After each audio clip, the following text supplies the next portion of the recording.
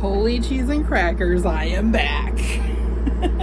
It has been a long time since I reviewed a streaming series. My favorite thing to review is always Only Murders in the Building, which we know is coming back this fall. I'm super pumped. I am on the road. I'm staying in a camper right now. My friend is loaning me, working in the Southwest. I thankfully have Netflix, Disney Plus, Hulu, Peacock, and HBO Max on my phone, so I can review some things, but it's gonna be spotty. Thank you if you liked my previous videos. You know this is my vlog channel where I just haphazardly, when I want to do a video, do it. I do not have enough subscribers to even get monetized, which is fine. I just really like to express myself. This is going to be about the new season 6 Cobra Kai, the first 5 episodes. There will be spoilers. I will talk about every episode. There's 5 that were released on Netflix in the past, week maybe.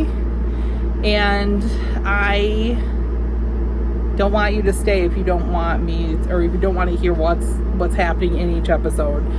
If you want to hear my opinion on what each episode brought, or what I liked or didn't like about the series, stay.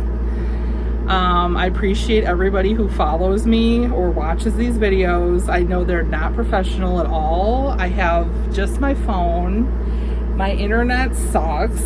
I'm in the middle of the desert.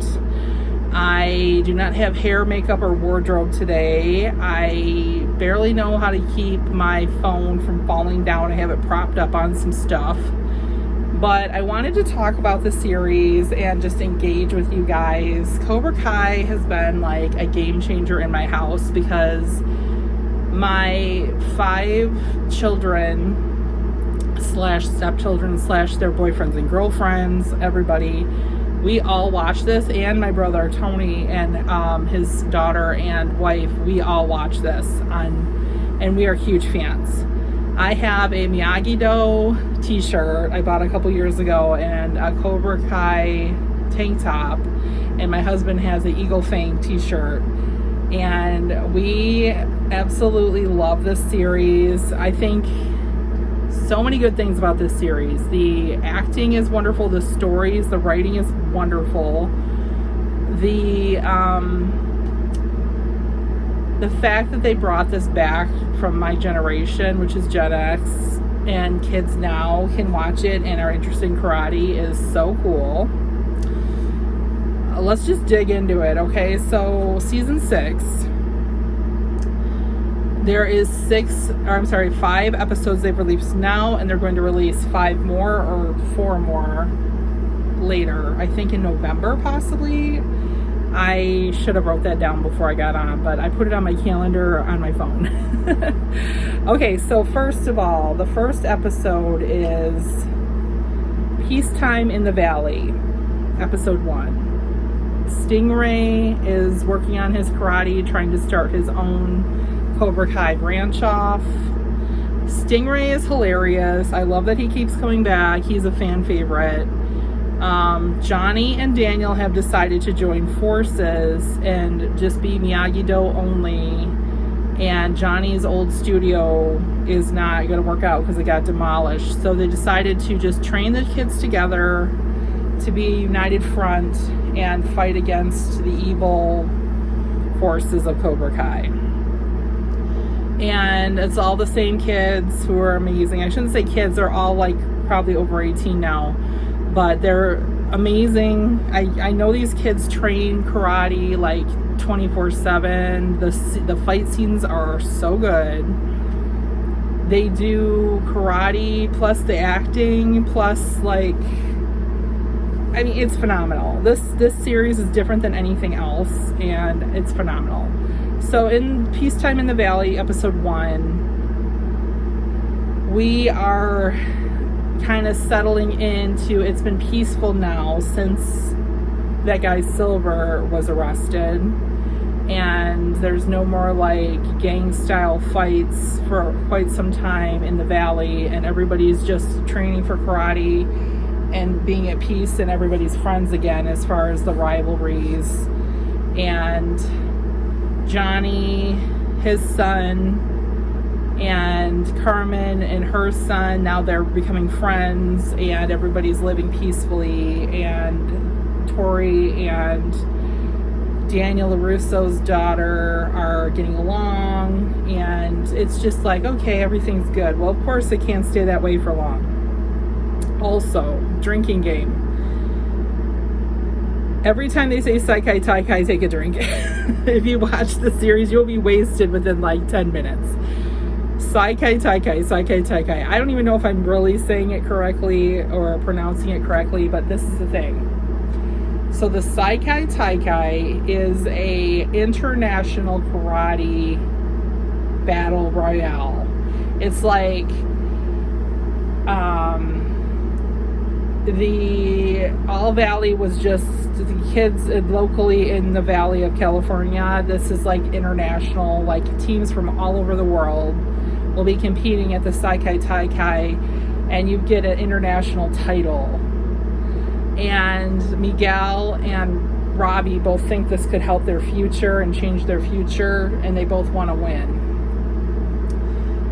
So there's like all these like dynamics the whole time. They write it so well of like pushing and pulling between friendship and being in competition, including Johnny and Daniel and Miguel and Robbie and Tori, and like they're all like constantly back and forth, like deciding like, are we friends or are we enemies? Are we competing? We want the same thing, but I still care about you, but I still want to win, and winning's more important for me. And it's like a whole thing. I love it. So sorry, gosh, I cannot get this to stay up. Anyway, forgive me. Okay. Episode 2 is called The Prize, and Kreese appears, he escaped from prison. We're going to talk about, like, okay, this is one outlandish thing I'm going to pick on. They don't explain. He escapes from prison, but yet, just spoiler alert, skipping ahead, he can go to the Saikai Taikai. He has a passport and he's able to leave the country, but he's an escaped convict. There's no check on that. Like, his name isn't flagging everything. But okay, let's back up. Kreese reconnects with Master Kim from, I believe, Okinawa. We know his granddaughter is the evil lady, who's also named Kim, I believe, that was teaming up with Silver. She's got the long, gorgeous ponytail, beautiful Asian woman, tough as nails. I dig it. They're joining forces. They want to fight against Miyagi-Do. And of course, if you keep watching Kreese, he always has like a plan. He's always coming out on top. He's always by the skin of his teeth gets away with stuff. He asked Tori to be part of his team. At first she says no during this five-part episode thing. But okay, we'll keep going. So they're training their students. They want to compete against Miyagi-Do. They want to win the Saikai Taikai, okay? I'm talking about Master Kim's team with Kreese. Episode 3 is The Sleeper. Johnny wants to buy a house, and they did this hilarious montage of Chosen trying to help him to become more charming. He at least wants to rent a house, but he doesn't really have like the steady job or the income to prove that he can pay for the house.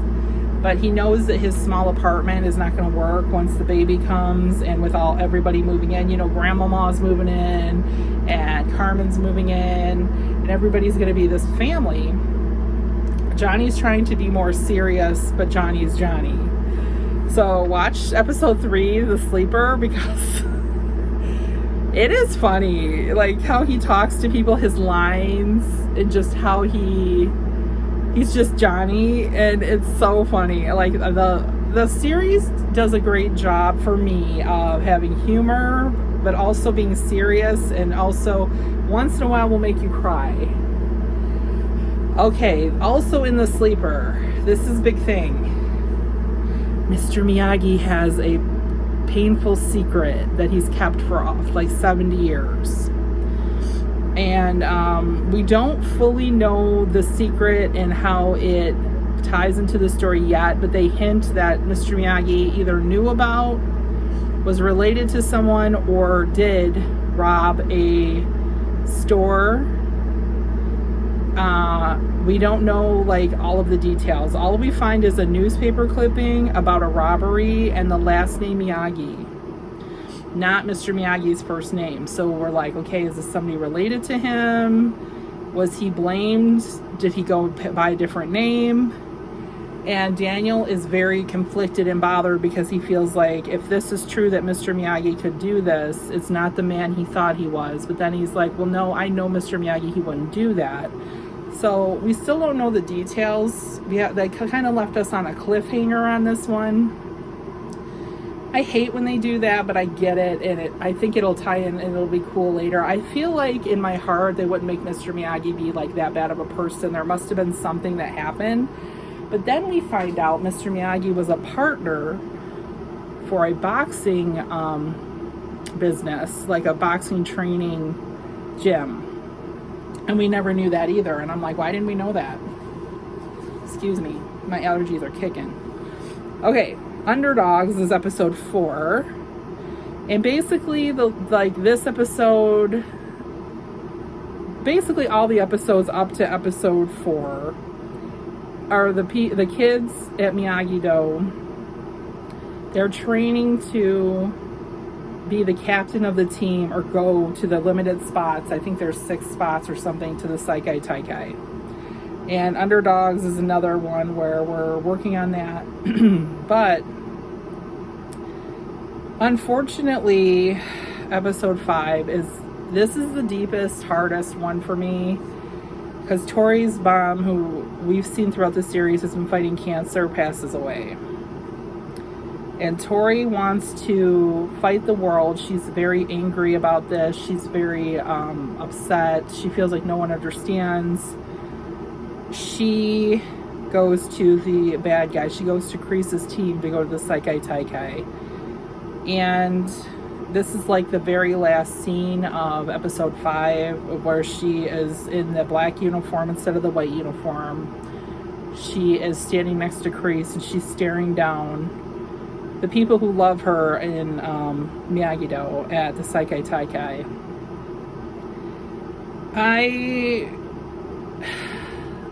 I feel like I don't want them to spend the whole series talking about this thing, but like when you're like 17 or 18 years old and your mom dies and you have a little brother and you want to make her proud and win this karate championship, and you have all this pressure, like you're trying to graduate high school, you're trying to take care of your little brother. I feel like they did a good job of showing how much pain she was in, but then they didn't do a good job because like I feel like they should have worked harder on Miyagi-Do to rally around her and show her they cared and supported her, and they let her kind of just run away and not keep in touch. And then she shows up at the Saikai Taikai. Like, is she really a part of your team or your family or not?